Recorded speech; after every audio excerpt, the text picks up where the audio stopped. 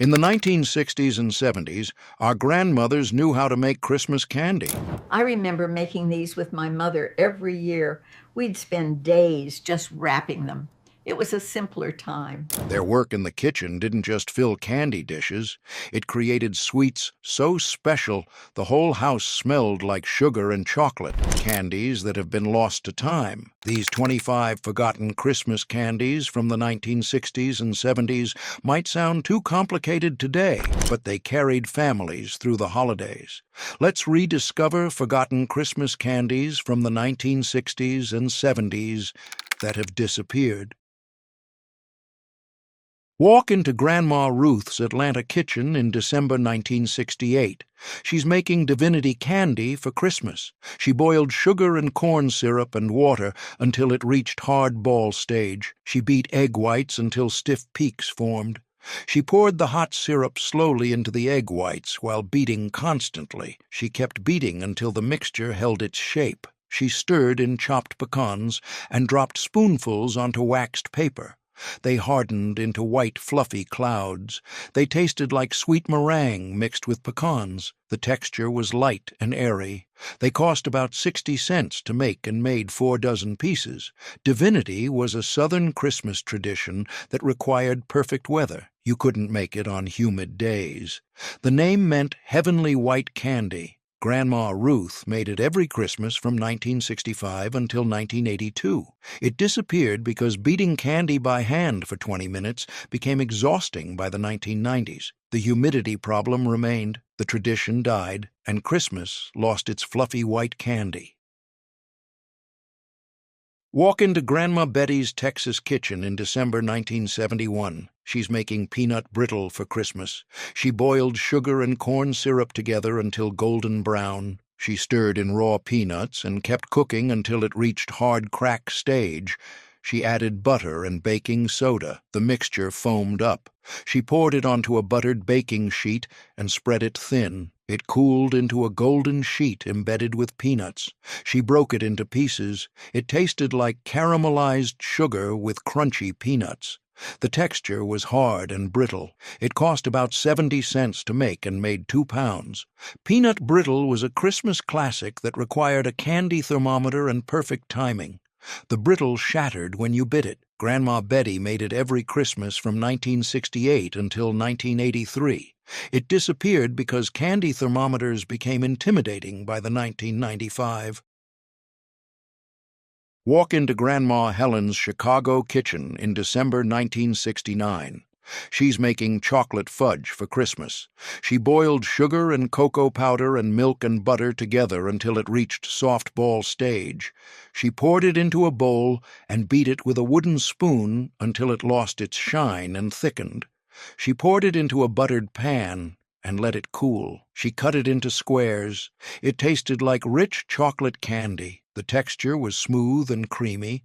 It cost about 50 cents to make and made 3 dozen squares. Chocolate fudge was the most popular Christmas candy of the 1960s. Every grandmother made it. The beating took arm strength and patience. Grandma Helen made it every Christmas from 1966 until 1980. Walk into Grandma Dorothy's Vermont kitchen in December 1973. She's making Penuche for Christmas.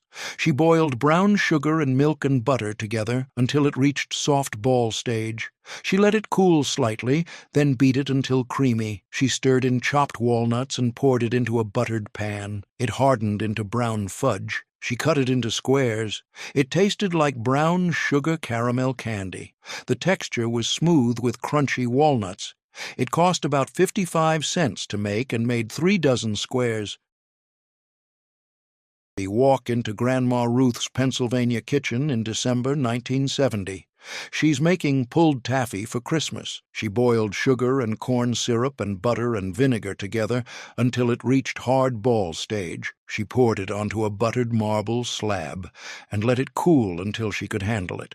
She buttered her hands and pulled the taffy over and over until it turned from clear to opaque white. She twisted it into a rope and cut it into pieces. It tasted like sweet, chewy vanilla candy. The texture was stretchy and fun. 5 candies down and 45 more to go. Your grandmother made these candies from scratch because store-bought candy wasn't special enough for Christmas. She boiled sugar and beat fudge and pulled taffy because that's what good grandmothers did. Then we decided homemade candy was too much work.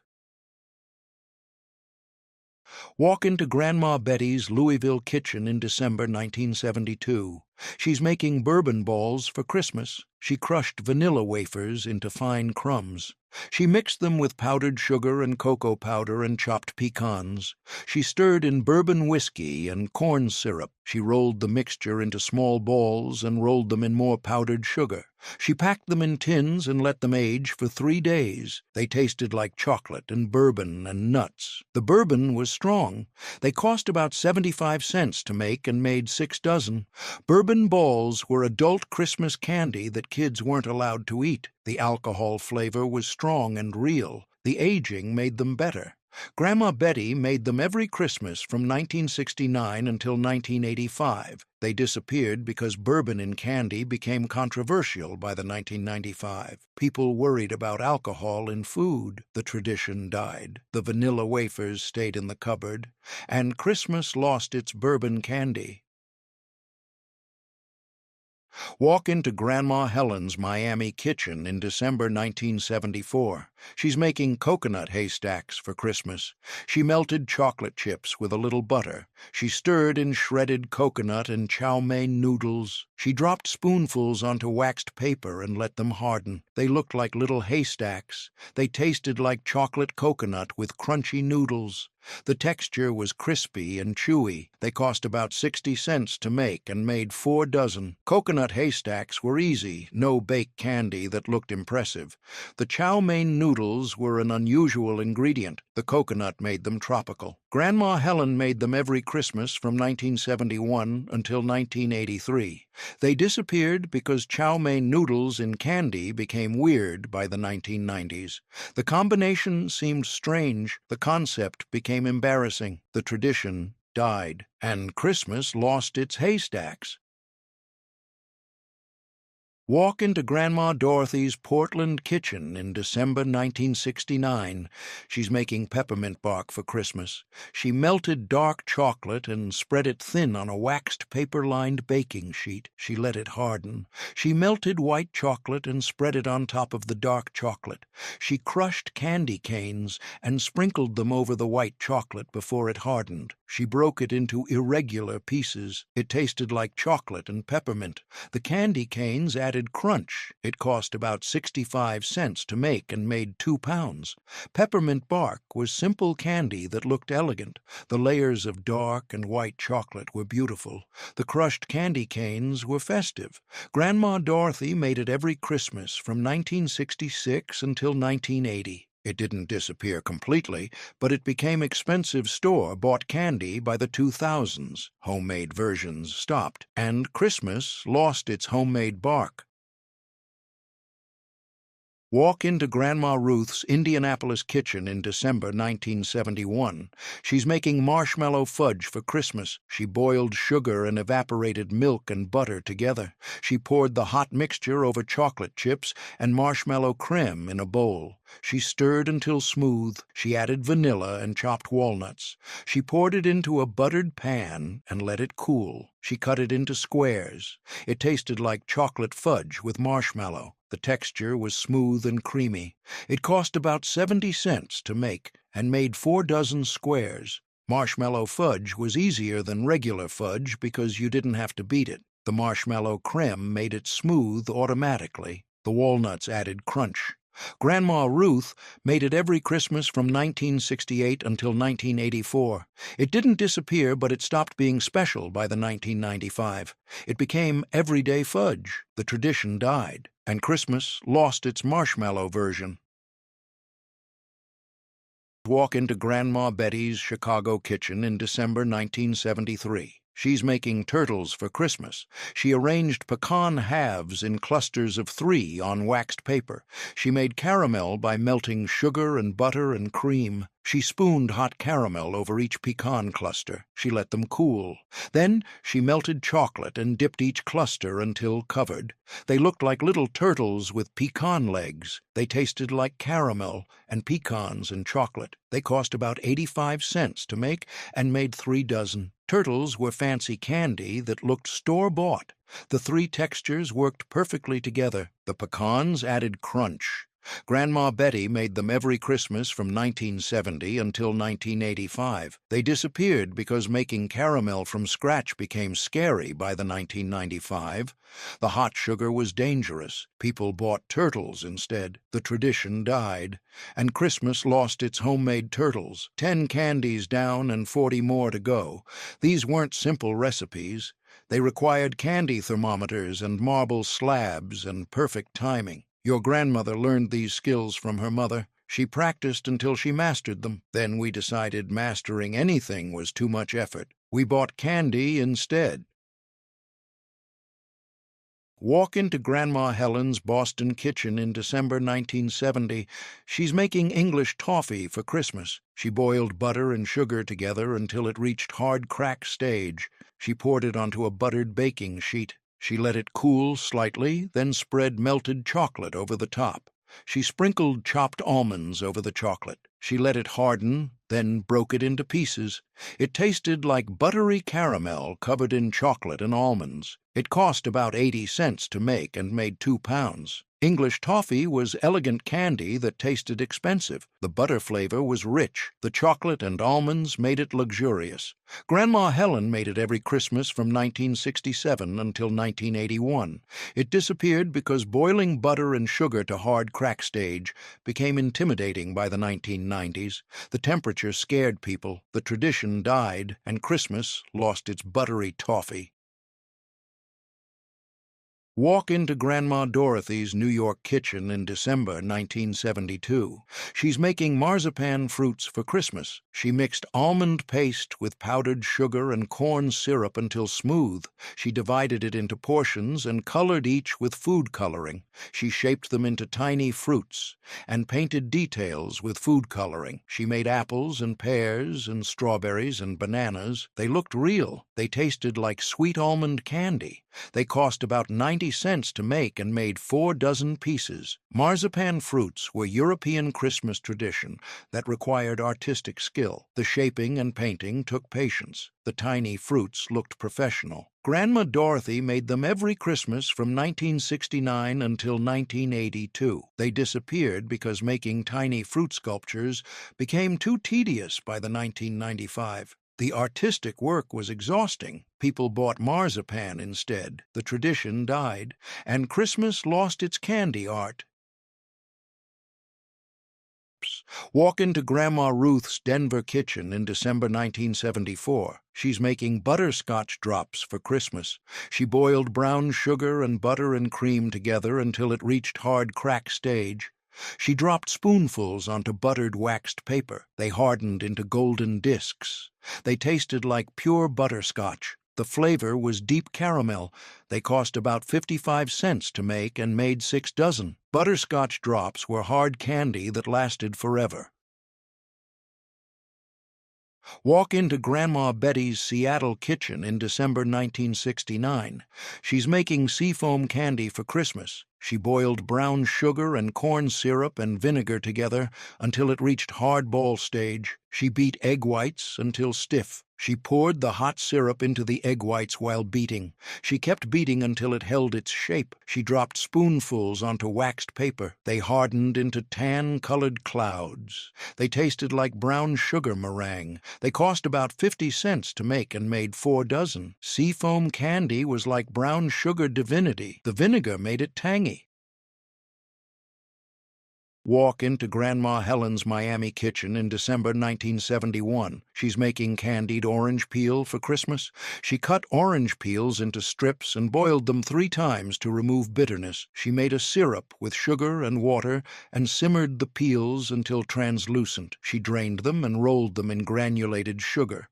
They dried on waxed paper. They tasted like sweet orange candy with slight bitterness. They cost about 40 cents to make and made 3 dozen pieces. Candied orange peel was European Christmas tradition that used citrus peels. The triple boiling removed bitterness.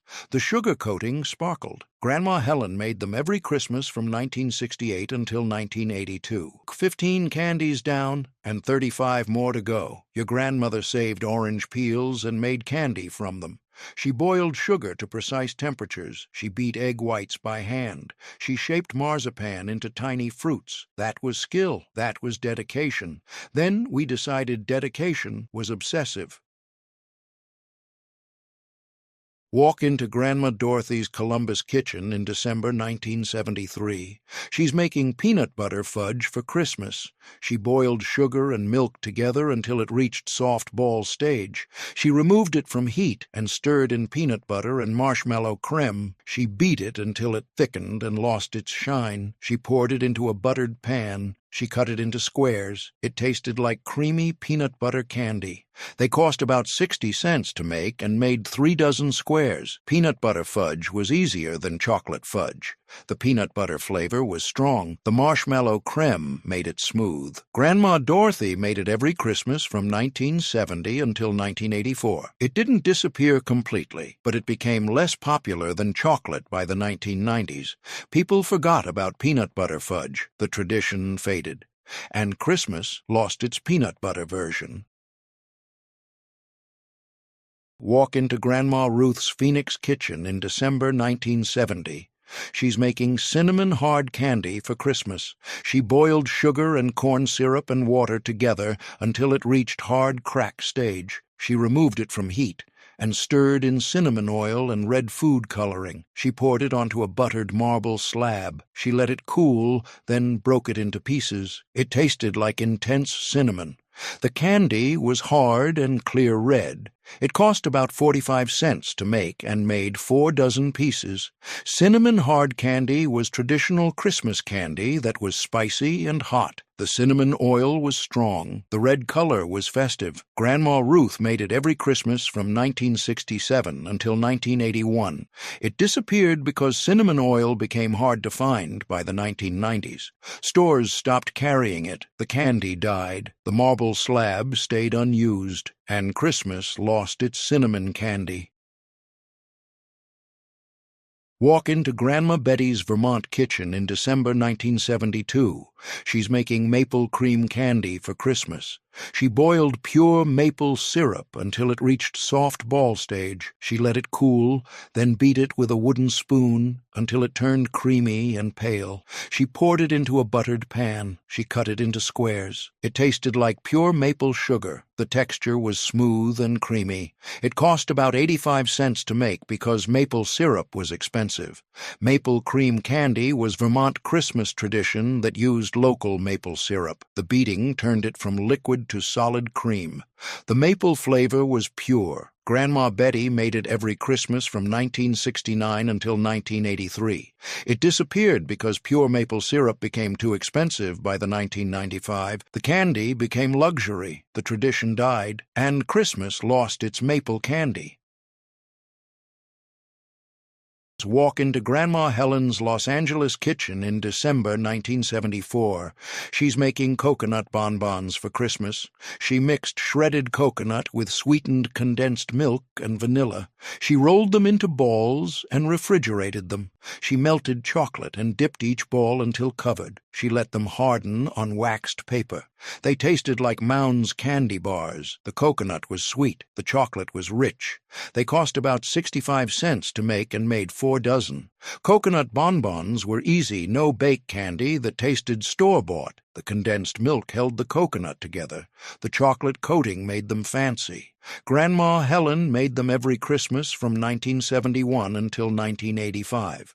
They didn't disappear, but they became less special by the 2000s. People just bought Mound's bars. The homemade tradition died, and Christmas lost its coconut bonbons. Walk into Grandma Dorothy's San Antonio kitchen in December 1969. She's making date nut roll for Christmas. She boiled chopped dates with sugar and milk until thick. She spread it on a damp cloth and rolled it into a log with chopped walnuts inside. She wrapped it tight and refrigerated it overnight. She sliced it into rounds. Each slice had a spiral of dates and nuts. It tasted like sweet dates with crunchy walnuts. It cost about 70 cents to make and made 4 dozen slices. Date nut roll was old-fashioned candy that looked impressive when sliced. The spiral pattern was beautiful. The dates were chewy. Grandma Dorothy made it every Christmas from 1966 until 1980. It disappeared because dates became forgotten by the 1990s. Stores stopped carrying them. The candy died, and Christmas lost its date roll. 20 candies down and 30 more to go. Your grandmother made candy from ingredients you've never heard of: cinnamon oil, maple syrup, date paste, almond paste. She knew where to buy them. She knew how to use them. Then specialty ingredients disappeared from stores, and the candies disappeared with them. Walk into Grandma Ruth's Detroit kitchen in December 1971. She's making cherry cordials for Christmas. She drained maraschino cherries and patted them dry. She mixed powdered sugar with butter and a little cherry juice to make fondant. She wrapped each cherry in fondant. She dipped them in melted chocolate. The fondant liquefied inside the chocolate shell after a few days. They tasted like chocolate-covered cherries with liquid centers. They cost about 80 cents to make and made 3 dozen. Cherry cordials were fancy candy that took days to mature. The fondant turned liquid inside the chocolate. The chemistry was magic. Grandma Ruth made them every Christmas from 1968 until 1982. They disappeared because making fondant became too complicated by the 1995. People just bought cordials. The tradition died, and Christmas lost its homemade cherry cordials. Walk into Grandma Betty's Philadelphia kitchen in December 1973. She's making opera fudge for Christmas. She boiled sugar and cream and corn syrup together. She removed it from heat and stirred in melted chocolate and butter. She beat it until thick. She poured it into a pan and let it cool. She cut it into squares. It tasted like creamy chocolate fudge. The texture was smoother than regular fudge. It cost about 65 cents to make and made 3 dozen squares. Opera fudge was fancy fudge that was creamier and smoother than regular fudge. The name came from fancy opera houses. The recipe was slightly different. Grandma Betty made it every Christmas from 1970 until 1984. It disappeared because the name became forgotten by the 1990s. People just called everything fudge. The distinction died, and Christmas lost its opera fudge. Walk into Grandma Helen's main kitchen in December 1970. She's making molasses chews for Christmas. She boiled molasses and sugar and butter and vinegar together until it reached hard ball stage. She poured it into a buttered pan. She let it cool, then cut it into squares and wrapped each in waxed paper. They were chewy and dark. They tasted like molasses and caramel. They cost about 50 cents to make and made 6 dozen. Molasses chews were old-fashioned taffy candy made with dark molasses. The flavor was strong and distinctive. The chewing lasted forever. Grandma Helen made them every Christmas from 1967 until 1981. They disappeared because molasses flavor became unpopular by the 1990s. Kids didn't like it. The candy died, the molasses stayed in the cupboard, and Christmas lost its molasses chews. Walk into Grandma Dorothy's New Orleans kitchen in December 1972. She's making pralines for Christmas. She boiled brown sugar and cream and butter together. She stirred in pecan halves and cooked until the mixture thickened. She dropped spoonfuls onto waxed paper. They hardened into flat discs. They tasted like brown sugar caramel with pecans. The texture was creamy and crunchy. They cost about 75 cents to make and made 3 dozen. Pralines were New Orleans Christmas tradition that required perfect timing. If you cooked them too long, they were hard. Too short, they stayed soft. The pecans were essential. Grandma Dorothy made them every Christmas from 1969 until 1983. They disappeared from home kitchens by the 1995, when pralines became tourist candy only. People bought them instead. The tradition died, and Christmas lost its homemade pralines. Walk into Grandma Ruth's Milwaukee kitchen in December 1974. She's making chocolate-covered pretzels for Christmas. She melted chocolate chips with a little shortening. She dipped pretzel rods into the chocolate. She laid them on waxed paper and sprinkled them with colored sugar or crushed candy canes before the chocolate hardened. They tasted like salty pretzels with sweet chocolate. The combination was perfect. They cost about 60 cents to make and made 4 dozen. Chocolate-covered pretzels were easy candy that kids loved making. The sweet and salty combination was addictive. The decorations made them festive. Grandma Ruth made them every Christmas from 1971 until 1985. They didn't disappear, but they became store-bought by the 2000s. People stopped making them at home. The homemade tradition died, and Christmas lost its kitchen-made pretzels. 25 candies down and 25 more to go. Halfway through, and every candy required standing at the stove stirring hot sugar. Your grandmother didn't complain.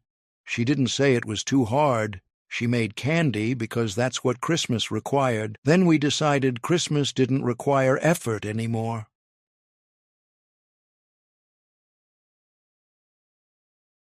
Walk into Grandma Betty's San Francisco kitchen in December 1969. She's making almond roca for Christmas. She boiled butter and sugar together until it reached hard crack stage. She poured it onto a buttered pan and spread it thin. She covered it with melted chocolate and sprinkled chopped almonds over the top. She let it harden, then broke it into pieces. It tasted like buttery toffee with chocolate and almonds. It cost about 85 cents to make and made 2 pounds. Almond roca was homemade version of the famous candy. The butter toffee was crispy.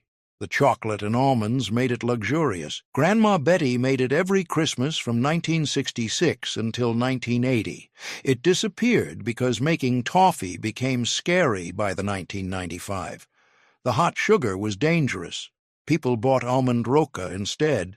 The tradition died, and Christmas lost its homemade version. Walk into Grandma Helen's Boston kitchen in December 1971. She's making peppermint patties for Christmas. She mixed powdered sugar with softened butter and peppermint extract and a little milk. She rolled the mixture into small discs and refrigerated them. She melted chocolate and dipped each disc. They hardened into chocolate-covered peppermint patties. They tasted like York peppermint patties. The peppermint was strong and cool. They cost about 60 cents to make and made 4 dozen. Peppermint patties were easy candy that tasted store-bought. The peppermint filling was smooth and creamy. The chocolate coating was dark. Grandma Helen made them every Christmas from 1968 until 1982. They disappeared because people just bought York patties by the 1990s. Making them became pointless. The tradition died, and Christmas lost its homemade peppermint patties. Walk into Grandma Dorothy's Tennessee kitchen in December 1973. She's making Whhound drops for Christmas. She boiled Whhound herb leaves in water to make a strong tea. She strained it and boiled the liquid with sugar until it reached hard crack stage. She dropped spoonfuls onto buttered waxed paper. They hardened into dark brown drops. They tasted like bitter medicinal candy. The flavor was unique and herbal. They cost about 45 cents to make and made 6 dozen. Whhound drops were old-fashioned medicinal candy that grandparents loved and kids hated. The flavor was acquired taste. The herb was supposed to soothe sore throats. Grandma Dorothy made them every Christmas from 1970 until 1982. They disappeared because Whhound herb vanished from stores by the 1990s. Nobody knew what it was. The candy died. and Christmas lost its medicinal drops. Walk into Grandma Ruth's Sacramento kitchen in December 1970. She's making walnut fudge for Christmas. She boiled sugar and milk and cocoa together until it reached soft ball stage. She beat it with a wooden spoon until it thickened. She stirred in chopped walnuts and poured it into a buttered pan. She cut it into squares. It tasted like chocolate fudge with crunchy walnuts. They cost about 65 cents to make and made 3 dozen squares. Walnut fudge was chocolate fudge with walnuts instead of pecans. The walnuts were cheaper. The flavor was slightly bitter. Grandma Ruth made it every Christmas from 1967 until 1981. It didn't disappear, but walnuts in fudge became less popular than pecans by the 1995. People preferred pecan fudge. The walnut version faded, and Christmas lost its walnut preference. Walk into Grandma Betty's Kansas City kitchen in December 1972. She's making caramels for Christmas. She boiled sugar and corn syrup and butter and cream together until it reached firm ball stage. She poured it into a buttered pan. She let it cool, then cut it into squares and wrapped each in waxed paper. They were soft and chewy. They tasted like rich, buttery caramel. They cost about 70 cents to make and made 6 dozen. Caramels were classic Christmas candy that required precise temperature. Too soft, they stuck to your teeth. Too hard, they broke your teeth. Perfect caramels were chewy. Grandma Betty made them every Christmas from 1969 until 1983. They disappeared because wrapping individual candies became tedious by the 1995. The waxed paper wrapping took forever. People bought caramels instead. The tradition died, and Christmas lost its homemade caramels. 30 candies down and 20 more to go. These final 20 candies represent everything we lost: regional candies, medicinal candies, ethnic candies, complicated candies. They disappeared because making candy at home became obsolete. We decided buying candy was easier. We forgot that homemade candy was love made visible. Walk into Grandma Helen's New York kitchen in December 1974. She's making chocolate truffles for Christmas. She heated heavy cream until it just started to boil. She poured it over chopped dark chocolate and let it sit for a minute. She stirred until smooth and glossy. She rolled spoonfuls into balls with her hand. She rolled some in cocoa powder and some in chopped nuts and some in powdered sugar. They looked elegant and professional. They tasted like rich, dark chocolate ganache. The cognac added depth. The texture was smooth and melted on your tongue. They cost about $1 to make and made 4 dozen truffles. The chocolate cost 60 cents, and the cream cost 20 cents, and the cognac cost 15 cents. Chocolate truffles were French-inspired candy that made grandmothers feel sophisticated.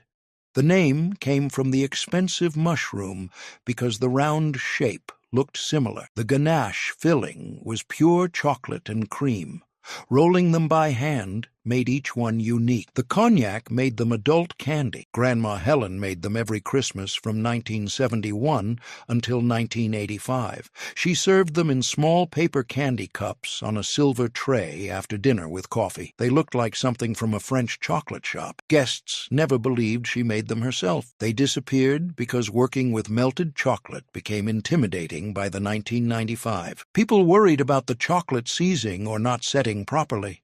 The cognac made them seem complicated. Store-bought truffles became common and fancy. Making them at home seemed pointless. Grandma Helen stopped making them when her hands developed arthritis and she couldn't roll the balls anymore. The silver tray stayed in the cupboard. The paper candy cups stayed in the drawer. And Christmas lost its homemade French elegance. The ganache melted away, the sophistication disappeared, and nobody rolled chocolate by hand anymore. Walk into Grandma Dorothy's Denver kitchen in December 1969. She's making Rocky Road candy for Christmas. She melted chocolate chips with butter in a double boiler. She removed it from heat and stirred in mini marshmallows and chopped walnuts. She poured the mixture into a buttered pan and spread it smooth. She refrigerated it until firm. She cut it into squares. It looked like Rocky Road ice cream, but in solid candy form. It tasted like chocolate with gooey marshmallows and crunchy walnuts. The marshmallows stayed soft inside the chocolate. The walnuts added texture. It cost about 75 cents to make and made 4 dozen squares. The chocolate chips cost 40 cents, and the marshmallows cost 20 cents, and the walnuts cost 15 cents. Rocky Road candy was easy, no-bake candy that kids could help make. The 3 ingredients worked perfectly together. The marshmallows didn't melt completely, which created the rocky texture. The walnuts added crunch that contrasted with the soft marshmallows. The chocolate held everything together. It was named after Rocky Road ice cream, which was popular in the 1960s. Grandma Dorothy made it every Christmas from 1966 until 1980. She let the grandkids stir the marshmallows and nuts into the chocolate. They loved seeing the white marshmallows and brown walnuts suspended in dark chocolate. It was fun candy to make. Walk into Grandma Ruth's California kitchen in December 1971. She's making cashew brittle for Christmas. She boiled sugar and corn syrup together until it turned golden brown. She stirred in whole roasted cashews and kept cooking until the mixture reached hard crack stage. She added butter and baking soda. The mixture foamed dramatically. She poured it quickly onto a buttered baking sheet and spread it as thin as possible with a spatula. It cooled into a golden sheet embedded with cashews. She broke it into irregular pieces. It tasted like caramelized sugar with buttery cashews. The cashews were more expensive than peanuts, but tasted richer and sweeter. The brittle was hard and shattered when you bit it. It cost about $1 to make and made 2 pounds. The cashews cost 70 cents, and the sugar cost 15 cents, and the corn syrup cost 10 cents. Cashew brittle was the luxury version of peanut brittle. Cashews were expensive and exotic in the 1970s. Using them in candy made it special occasion food. The buttery flavor of cashews complemented the caramelized sugar perfectly. The brittle had a richer taste than peanut brittle. Grandma Ruth made it every Christmas from 1968 until 1983. She only made it once a year because cashews were expensive. She saved it for Christmas week. She packed it in decorative tins and gave it as gifts to neighbors and teachers.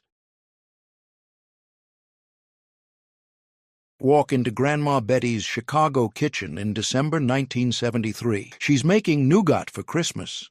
She boiled honey and corn syrup together until it reached hard ball stage. She beat egg whites until stiff peaks formed. She poured the hot syrup slowly into the egg whites while beating constantly with an electric mixer. She kept beating for 10 minutes until thick and glossy. She stirred in chopped pistachios and dried cherries and almonds. She poured it into a pan lined with edible rice paper. She let it set overnight. She cut it into bars. It tasted like chewy, sweet candy with nuts and fruit. The texture was firm but chewy. The rice paper stuck to the bottom and you ate it. It cost about $1 to make and made 3 dozen bars. The honey cost 30 cents, and the nuts cost 40 cents, and the cherries cost 20 cents. Nougat was Italian Christmas candy that appeared in fancy candy boxes. Homemade nougat was cheaper and fresher than store-bought. The honey gave it complex sweetness. The nuts and dried fruit made it festive and colorful. The rice paper was edible and kept the sticky nougat from sticking to the pan. Grandma Betty made it every Christmas from 1970 until 1984. She colored some of it pink and some white. She cut it with a sharp knife dipped in hot water. The bars looked professional. Walk into Grandma Helen's Atlanta kitchen in December 1970. She's making peanut clusters for Christmas. She melted chocolate chips with a little paraffin wax in a double boiler.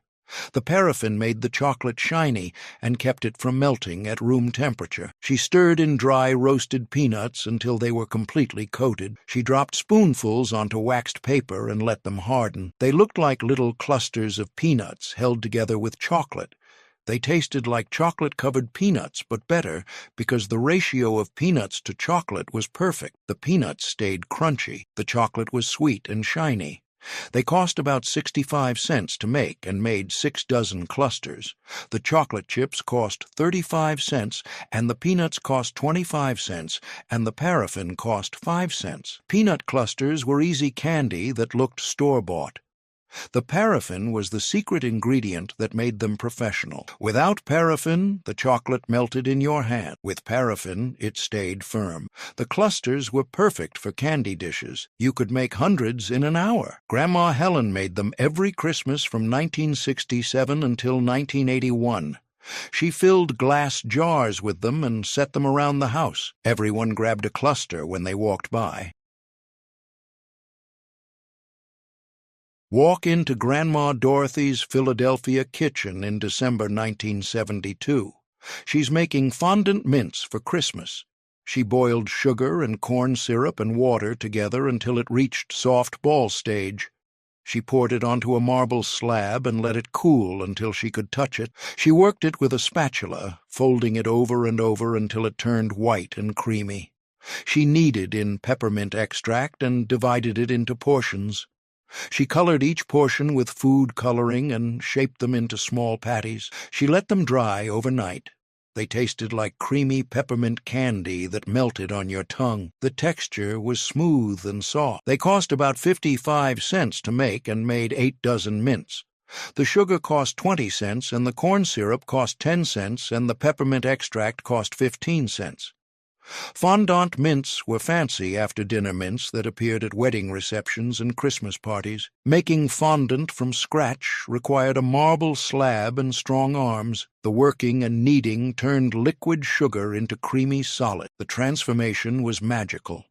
The mints looked professional and tasted better than store-bought butter mints. Grandma Dorothy made them every Christmas from 1969 until 1983. She shaped them into Christmas shapes with tiny molds. She made green trees and red wreaths and white snowflakes. Walk into Grandma Ruth's Boston kitchen in December 1974. She's making coconut ice for Christmas. She mixed shredded coconut with sweetened condensed milk and powdered sugar and vanilla extract. She divided the mixture in half. She left one half white and colored the other half pink with food coloring. She pressed the white layer into a buttered pan. She pressed the pink layer on top. She refrigerated it until firm. She cut it into small squares. Each square was half white and half pink. It tasted like sweet coconut candy. The texture was smooth and slightly chewy. It cost about 60 cents to make and made 6 dozen squares. The coconut cost 30 cents, and the condensed milk cost 20 cents, and the powdered sugar cost 10 cents. Coconut ice was British Christmas candy that appeared in fancy candy boxes. The 2 colored layers looked elegant and festive. The recipe was simple, with no cooking required. The condensed milk held everything together. The sweetness was intense. Grandma Ruth made it every Christmas from 1971 until 1985. She cut it into perfect squares and arranged them on a plate with the pink and white layers showing. Walk into Grandma Betty's Dallas kitchen in December 1969. She's making pecan logs for Christmas. She mixed marshmallow creme with powdered sugar and vanilla until it formed a stiff dough. She rolled it into log shapes. She wrapped each log in caramel made from melted caramels and a little cream. She rolled the caramel-covered logs in chopped pecans until completely coated. She refrigerated them until firm. She sliced them into rounds. Each slice showed a white marshmallow center wrapped in caramel and covered with pecans. They tasted like Stuckey's pecan logs. The marshmallow was sweet. The caramel was chewy. The pecans were crunchy. They cost about 85 cents to make and made 4 logs that sliced into 40 rounds. The marshmallow creme cost 25 cents, and the caramels cost 35 cents, and the pecans cost 25 cents. Pecan logs were Southern gas station candy that grandmothers made at home. The store-bought version was famous. The homemade version was fresher and cheaper. Rolling the logs was fun. Kids helped press the pecans into the caramel. The 3 layers created perfect texture contrast.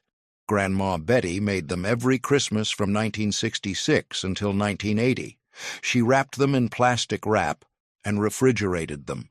She sliced them fresh when serving. Walk into Grandma Helen's Portland kitchen in December 1971. She's making chocolate-covered cherries for Christmas. She drained maraschino cherries completely and patted them dry with paper towels. She mixed powdered sugar with corn syrup and a tiny bit of cherry juice to make a thick paste. She wrapped each cherry in the paste and let them dry for an hour. She melted chocolate and dipped each wrapped cherry. She let them set on waxed paper. The chemistry of the paste turning liquid was magic. They cost about 75 cents to make and made 3 dozen.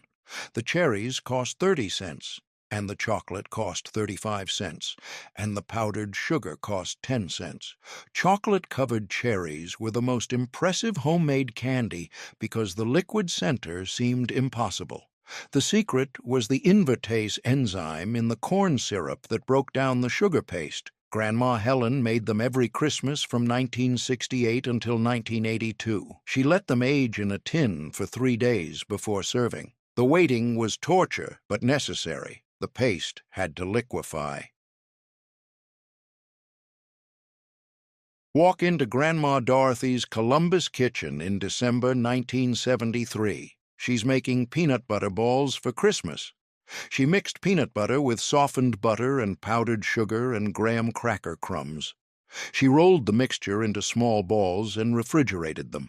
She melted chocolate chips with a little shortening. She dipped each ball in chocolate using a toothpick. She let them harden on waxed paper. They looked like Reese's peanut butter cups, but round. They tasted like peanut butter fudge covered in chocolate. The graham crackers added texture. The chocolate coating was smooth. They cost about 70 cents to make and made 6 dozen. The peanut butter cost 30 cents, and the chocolate cost 30 cents, and the graham crackers cost 10 cents. Peanut butter balls were the most popular Christmas candy of the 1970s. Every grandmother made them. Every school Christmas party had them. Kids loved them because they tasted like Reese's. Adults loved them because they were easy. The graham cracker crumbs kept the peanut butter from being too oily. The toothpick left a small hole on top that became the signature mark. Grandma Dorothy made them every Christmas from 1970 until 1984. She made hundreds. She gave them away in tins. She froze extras. 40 candies down and 10 more to go. These last 10 candies represent the final survivors. They're candies that almost made it. They hung on through the 1980s. They lasted into the 1990s, but eventually they succumbed. They disappeared because we stopped caring. We stopped making candy. We stopped being grandmothers. Walk into Grandma Ruth's Minneapolis kitchen in December 1970. She's making butterscotch haystacks for Christmas. She melted butterscotch chips with a little peanut butter. She stirred in chow mein noodles and mini marshmallows. She dropped spoonfuls onto waxed paper and let them harden. They looked like little haystacks made of tan noodles. They tasted like butterscotch with crunchy noodles and soft marshmallows. The combination was unusual but addictive. The peanut butter helped the butterscotch melt smoothly. The noodles added texture. The marshmallows added sweetness. They cost about 60 cents to make and made 5 dozen. The butterscotch chips cost 35 cents, and the noodles cost 15 cents, and the marshmallows cost 10 cents. Butterscotch haystacks were no bake candy that looked impressive but took 10 minutes to make. The butterscotch flavor was different from chocolate. The chow mein noodles were an unexpected ingredient that people never guessed. The haystacks held together perfectly and never fell apart. Kids loved the crunchy texture. Grandma Ruth made them every Christmas from 1967 until 1981. She made both chocolate and butterscotch versions. The butterscotch was less common and more interesting. Walk into Grandma Betty's Oklahoma City kitchen in December 1972. She's making cherry mash candy for Christmas. She mixed maraschino cherry juice with powdered sugar and butter until it formed a thick pink paste. She spread it in a buttered pan and let it firm up. She cut it into squares. She melted chocolate and peanuts together. She dipped each pink square in the chocolate peanut mixture. They looked like homemade cherry mash candy bars. They tasted like cherry fondant covered in chocolate and peanuts. The pink center was sweet and fruity. The chocolate peanut coating was crunchy and rich. They cost about 75 cents to make and made 4 dozen squares. The cherry juice cost 20 cents, and the chocolate cost 30 cents, and the peanuts cost 20 cents. Cherry Mash was a famous Midwest candy bar that grandmothers replicated at home. The store-bought version came from Iowa. The homemade version was fresher. The pink cherry center was the star. The chocolate peanut coating was just decoration. The combination worked perfectly. Sweet cherry fondant needed the contrast of bitter chocolate and salty peanuts. Grandma Betty made them every Christmas from 1969 until 1983. She cut them small because they were rich. Walk into Grandma Helen's Kentucky kitchen in December 1974.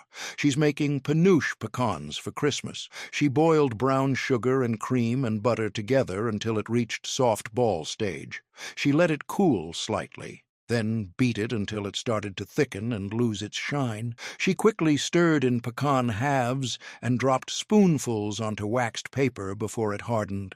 Each cluster had several pecans held together with brown sugar fudge. They tasted like pralines, but made with fudge instead of caramel. The brown sugar flavor was deep and rich. The pecans were crunchy. They cost about 80 cents to make and made 4 dozen clusters. The brown sugar cost 20 cents and the pecans cost 45 cents and the cream cost 15 cents.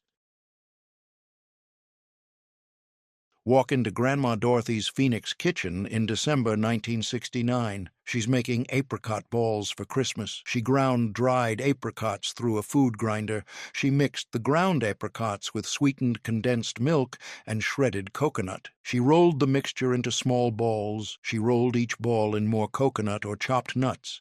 They looked like little orange truffles. They tasted like sweet apricots and coconut. The texture was chewy and dense.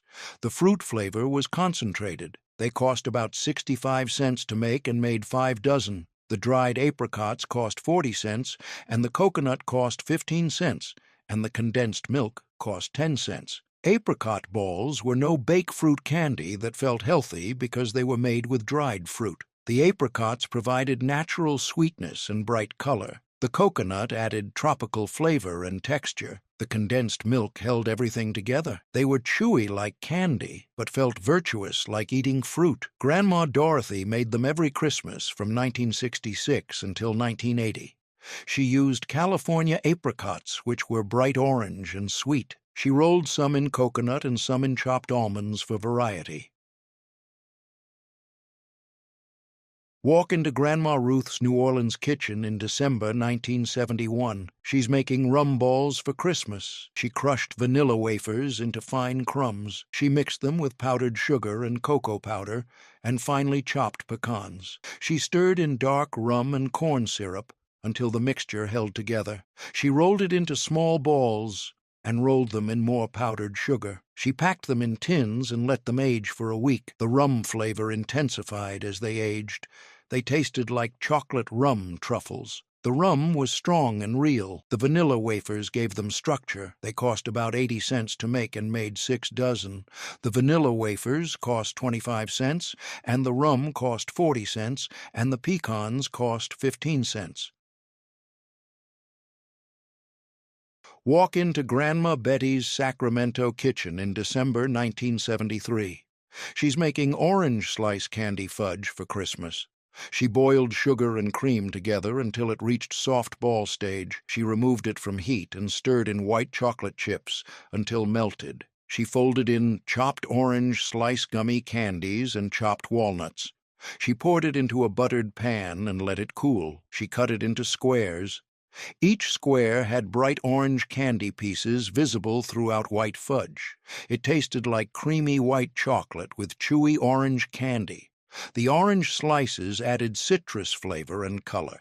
The walnuts added crunch. It cost about 85 cents to make and made 4 dozen squares. The orange slices cost 35 cents, and the white chocolate cost 30 cents, and the walnuts cost 15 cents. Walk into Grandma Helen's Detroit kitchen in December 1970. She's making mint meltaways for Christmas. She creamed butter and powdered sugar together until fluffy. She stirred in melted chocolate and peppermint extract. She spread the mixture in a pan and refrigerated it until firm. She melted more chocolate and spread it on top. She let it harden, then cut it into small squares. They looked like fancy after-dinner mints. They tasted like creamy mint chocolate that melted instantly on your tongue. The butter made them melt. The peppermint was strong, stirred in melted chocolate and peppermint extract. She spread the mixture in a pan and refrigerated it until firm. She melted more chocolate and spread it on top. She let it harden, then cut it into small squares. They looked like fancy after-dinner mints. They tasted like creamy mint chocolate that melted instantly on your tongue. The butter made them melt. The peppermint was strong. The chocolate layers were dark and rich. They cost about 70 cents to make and made 6 dozen small squares. The butter cost 30 cents, and the chocolate cost 30 cents, and the peppermint extract cost 10 cents. Mint meltaways were elegant candy that looked and tasted like expensive chocolates. The name described exactly what they did. They melted away in your mouth. The butter content was so high they couldn't exist at room temperature. They had to stay refrigerated until serving. That made them special occasion candy. You couldn't leave them out in a candy dish. Grandma Helen made them every Christmas from 1967 until 1981. She cut them small and served them on fancy plates after Christmas dinner. Walk into Grandma Dorothy's San Diego kitchen in December 1972. She's making date balls for Christmas. She chopped dates fine and cooked them with sugar and butter until they formed a thick paste. She stirred in Rice Krispies cereal. She let the mixture cool until she could handle it. She rolled it into balls and rolled each ball in shredded coconut. They looked like little coconut snowballs. They tasted like sweet dates with crispy cereal covered in coconut. The dates were chewy, the cereal was crunchy, the coconut was tropical. They cost about 60 cents to make and made 5 dozen. The dates cost 35 cents, and the cereal cost 15 cents, and the coconut cost 10 cents. Date balls were Southern California Christmas candy that used dates, which grew locally. The dates made them naturally sweet without much added sugar. The Rice Krispies added texture and stretched the expensive dates. The coconut coating kept your hands from getting sticky. The combination worked perfectly. Kids liked them because of the cereal. Adults liked them because of the dates. Grandma Dorothy made them every Christmas from 1969 until 1983. She used medjool dates from the Coachella Valley. Walk into Grandma Ruth's Indianapolis kitchen in December 1974. She's making peanut butter fudge roll for Christmas. She boiled sugar and milk together until it reached soft ball stage. She let it cool, then beat it until creamy. She rolled it out on a damp cloth into a rectangle. She spread the rectangle with peanut butter. She rolled it up like a jelly roll using the cloth to help. She wrapped it tight and refrigerated it overnight. She sliced it into rounds. Each slice showed a spiral of fudge and peanut butter. It tasted like peanut butter fudge in beautiful swirl form. The fudge was sweet. The peanut butter was salty. They cost about 65 cents to make and made 5 dozen slices. The sugar cost 15 cents, and the peanut butter cost 35 cents, and the milk cost 10 cents. Peanut butter fudge roll was impressive candy that looked like you bought it from a candy shop. The spiral pattern, when sliced, was beautiful and professional. The rolling technique was the same as date nut roll. The damp cloth prevented sticking. The overnight refrigeration made it firm enough to slice clean. Each slice was a perfect swirl. Grandma Ruth made it every Christmas from 1971 until 1985. Walk into Grandma Betty's Philadelphia kitchen in December 1969. She's making coconut cream eggs for Christmas. She mixed shredded coconut with sweetened condensed milk and powdered sugar and vanilla. She rolled the mixture into egg shapes and refrigerated them.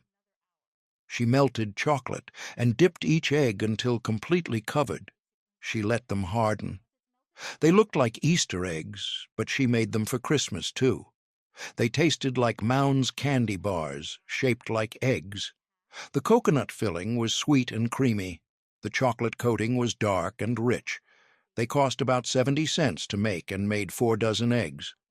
The coconut cost 30 cents, and the condensed milk cost 20 cents, and the chocolate cost 15 cents. Coconut cream eggs were usually Easter candy. Then we decided love was buying candy instead. These 50 candies didn't disappear because they tasted bad.